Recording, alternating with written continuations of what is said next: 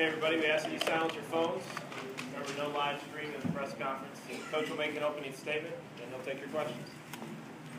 Yeah, first off, obviously, very disappointed, but to give credit to Toledo. Matt has got a good team and been good for a number of years. We knew that we were going to, face a team that was very well coached and came here expected to win, and obviously they didn't disappoint. The only ones that disappointed today were us, starting with myself. I think the big thing that we knew that as a football team, the part that you realize in our program, we really hang our head on 5 edges that we built this thing on, and we'll continue to build it on moving forward. And the 5th one is the most telling, is that you earn everything in life. You earn victory and you earn defeat. And today we earned that defeat by what we were able to, by what we weren't able to do, and obviously allowed them to do. I think it was a classic example of, you're going to look at the statistical sheet, and I'm not a big stats guy. The only thing I worry about is the win and loss column. But to see, the number of yards that we gained, the number of the time of possession, the first downs, really didn't turn the ball over, but our one turnover was critical. Obviously, it was in the red zone, and it swung huge momentum, but also, obviously left points off the board. The most frustrating thing was that came right after we just put it in the end zone and had points taken off the board because of a penalty. We had 9 penalties, they had 8, but our 9 penalties were absolutely critical, taking away yardage. A couple of them were on big plays that came back, and obviously nothing more critical than that punt return. We really felt that we had a chance to score on that punt return during the course of the week. The guys executed very, very well, and we held the punter. It just doesn't make sense. There's a lot of things out there today that I feel overall, the good news is they're very correctable. They will be corrected, and all those things fall on my shoulders. So I'm embarrassed for our fans, people that travel today, for all the people in Little Rock here, that this game means a lot to them. It means a lot to us, and to not play well here for the 2nd year in a row is very frustrating, and something that I know that we're going to have to correct. I think the biggest thing that we got is we also had some guys getting banged up, injured. Everybody, hopefully, will come back out of that all right, because we're going to need the 70 guys that came over here today to get better in a hurry, starting with tomorrow's practice. As far as the guys that got injured, I really don't have any information on them. I know when I walked out to see Hawk, he was moving his hands and his extremities and stuff like that. I think it just was a pretty big precaution there. He had some pain in his stomach and also a little lightheaded. So I don't know if there's anything more than that out there. We obviously had a couple guys suspended before the half. Some guys that were a little late to our meetings on Friday, so that's why I suspended Jared and Dominique Reed, but those guys joined us in the second half. And probably another indicator, our number 1 team goal this year is 0 distractions, and if we were distracted today to start the game in any way, it was very evident that we weren't ourselves in the first half. At times we flashed back, but just wasn't good enough. So not to ramble and open it up for questions. Great, you guys were 1 for 5 in the red zone scoring. What happened? Obviously we missed a field goal, didn't take advantage of execution. I think we really got to look at our red zone package. Being able to run the football has got to be first and foremost. We can't just keep taking shots in the end zone. Everything's got to be coordinated there. I think we're just a little bit off, but obviously we need to execute. We always talk touchdowns, not field goals, and that was in a low-scoring game like today. I'll tell you that we're not going to win many games by scoring the amount of points that we did today. That's evident. You talked about the struggling one game, Coach. Yeah, I think obviously we didn't execute well. I give him hats off. Alex really hadn't practiced with us since Wednesday. Spent Wednesday night in the ER, had a infection that kind of got the better of him. He really didn't practice until today, but at times he flashed out there today. Raleigh keeps coming along. Unfortunately, we lost Cody there. He jammed his thumb up a little bit. We didn't think he could carry the football in the 3rd and 4th quarter, so we got to continue to bring that along. And then bottom line, we got to execute better and clean up the blocking. There was too many things in the running back's face before they crossed the line of scrimmage. Is it the loss of the running backs and not having them that caused you to have the 80-20 pass to run ratio? Well, I think you got to kind of take what they're giving you, and we were obviously we were throwing the football, I think, fairly well.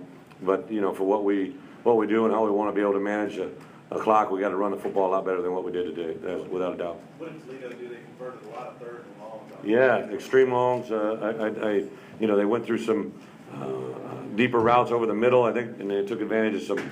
They got inside of some funnels and some some routes that we were trying to reroute over the top of us got inside. And obviously, anytime you got a third and extra long, there's no question we got to come up with a better package or a better idea of what we can do to stop it. It looked like Hunter was open there at the very Second to last play.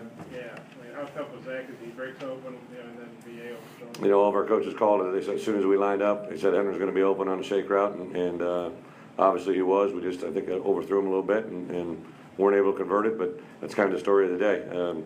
Touchdown opportunity is there, and we miss it by about a foot, and obviously it's not. Coach, what's the key to winning close games? What's it going to take to get over that hump? Well, I think what you do in the first, second, third, everybody concentrates on that last, 2 minutes.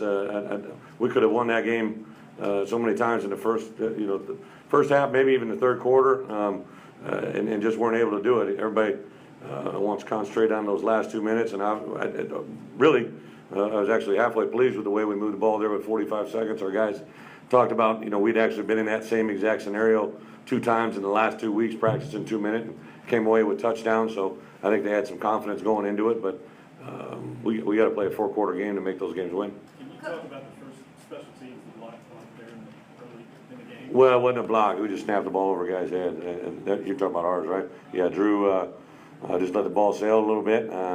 Toby did a nice job even just getting a hand on it, and then I thought he was going to be able to try and snake one off, get that out of there. But that was a huge factor in the game. And on the flip side of it, when we blocked that field goal and then our offense went down there and scored, I kind of thought that took the momentum back. And sometimes that's how you got to win these type of games. But we didn't do enough in the end.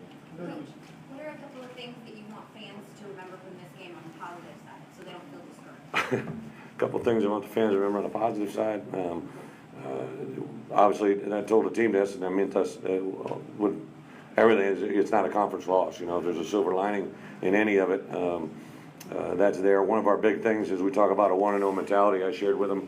I was a team at Kansas State when I was a young coach that lost to Marshall early in the year, and we were ranked number 5 or 6 in the country, and really got our tails handed to us that day pretty handedly, and went on to have a season that actually won a conference championship. And the 1-0 mentality, everybody wants to talk about it when you're rolling, but it's really designed in rough times. It's really designed when you don't win, and you got to focus on that next opportunity, which is tomorrow will be a delicate balance between putting this game to bed, learning from it, the mistakes that we have to, but also moving forward. You haven't had a fullback, and I know it seemed to play you a little bit. Yeah, absolutely. Question about not having a fullback. We are still trying to train a few guys. I think the glaring thing that we always have to think about as coaches during recruiting is a position that you traditionally you're going to find a guy that can adapt to that role as fullback and middle linebacker. And when Josh went down, we had to move Brooksy over to Mike and put Dre in at will. And those are 2 positions that we didn't have a lot of depth at as fullback and Mike linebacker. And it kind of shows its fleas now. On Brandon's pick, what do you see from the sideline? I know where he's going. He's going to the Keon, and Keon was on the ground. I don't know anything further than that. I know our guys were on the ground a lot during intended routes, and it's going to be obviously up to us to correct and to stay on our feet no matter what happened. They got to be able to get there and be able to stay up. Don't you talk about increased playing clean, 85 yards penalties? Yeah, absolutely. Last week had 6 penalties, and 3 of them were unforced on special teams. I believe we had 4 holding calls today, if I'm not mistaken. And those are just, a lot of times it's getting the right position, finishing the block the right way, being lazy with your feet, and somebody's kind of starting to fall away from you. You just grab, and we obviously got to eradicate that from our practice and eliminate from our games. Yeah, first and goal from the 3, first and goal from the 4. I know you love the power running game. Is that on the offensive line when you get down there? Well, it's on me. It's on us as coaches. We got to give them a better plan. If we can't execute it, I think a lot of times we get jammed up, have big people up in there, and we just can't move them. Teams are doing a lot of stunting on us, done a lot of things last year and this year coming across our face, and we got to be able to wash those big guys down. And we definitely got to get our front people playing a lot better at the point of attack. That's for sure. Just how do you think you guys will bounce back? And they still got a lot of games left. Oh yeah, we got a guaranteed 10 more opportunities. Nobody's going to be more ready to play us than Texas Tech this coming Saturday, and then obviously to go on the road and have 3 straight games in the SEC is a challenge within itself. So going to have all kinds of different people, all different reasons, firing shots at us. You know, we kind of got to dig ourselves into our foxhole, and the only one that can battle ourselves out of there is ourselves. Coach, is this team as physical as last year? What's going to take to get that? You know, a great question. You know, I'd hoped from what I'd seen and what I believed and what I thought was there was we were a team that could play physically, but you know, you take the first 2 games, especially in our ability to run the football, and the answer would be no. Defensively, we still had some good plays, and we made some nice hits, but overall, you know, still was able to run the ball sometimes that on 3rd and short and 4th and short, that we can't have them happen. Pressure in the quarterback too, the defensive line now.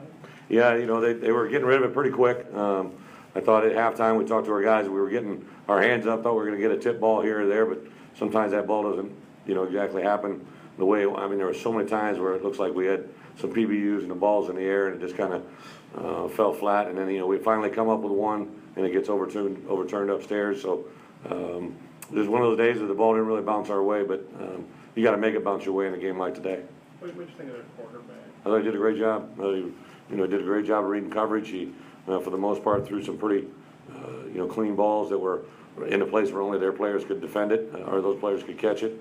I thought in the 3rd and extra longs, he was a very accurate thrower down the field, which sometimes that doesn't necessarily go hand in hand, and they came in with a really good plan. Any more questions for Coach? Did you feel like you'd be able to get more pressure on? I know they got it out quick. Yeah. It didn't seem like pressure. No, I agree. We kind of wanted to bring some things, brought some weak side pressures, but I do think a little bit defensively we got a little bit of got on our heels a little bit, and we got to get our confidence back to get those guys being attacking and pressing downhill. And you know, when we're not, if we're standing at the line of scrimmage and just putting our hands in the air, that's not going to get it done. We got to move the line of scrimmage and be able to play with our hands up when the quarterback's throwing it. Coach, you're talking about how you believe in uncommon. How does having a loss like this, such a humbling experience, play into the uncommon? Well, it's an uncommon thing in a bad way, probably. I think the thing that I really try to use that for is in recruiting and trying to you know develop a certain man, that a certain kind of character in a kid that withstands something exactly like this. I mean, they're going to have all the reasons in the world for people to doubt and say certain things, and I think you got to look inside yourself. I really stress to our guys that, you know, we earned this loss today, and it started with me.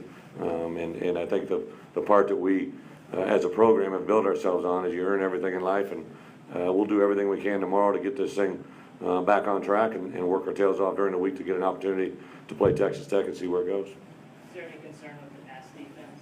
Any concern with the pass defense? Absolutely. Anytime you give up some yards and some plays, especially like we did on some 3rd and extra long, you can't just kind of pinpoint it on one thing. You know, I think pass defense is a lot of times affected by pass rush. Pass rush a lot of times is affected by pass defense. You know, if they cover them up, maybe they can get, you know, half a second more pass rush and get the land on the quarterback. So it's a little bit of everything, and we'll get our hand on it. Did some of the changes in the offensive line this year present more of a challenge than you expected? Did some of the change in the offensive line you mean just new guys in new positions in that? Like moving Kirkland over. Yeah. We try to get our 5 best players on the field. I do know this. We got our 5 best players on the field. There is no doubt about that. I don't feel any remorse in that regards, but we got to get our 5 players playing better. I think the part that in this recruiting thing, in this process, everybody wants to make a big deal of our offensive line, and we have done a nice job building her, but we probably have 5, you know, if you throw B. Wall in there, 6, maybe 7 guys that could be, you know, possibly SEC ready to play. And in this league, you need to have O-line depth just as much as you need D-line depth, and we're unfortunately just not there yet. Was there any initial diagnosis of Kirkland's arm? No, I didn't. I knew we were at the end of the game there. I know he was holding the elbow, but nothing. Thanks, everybody. Thank you.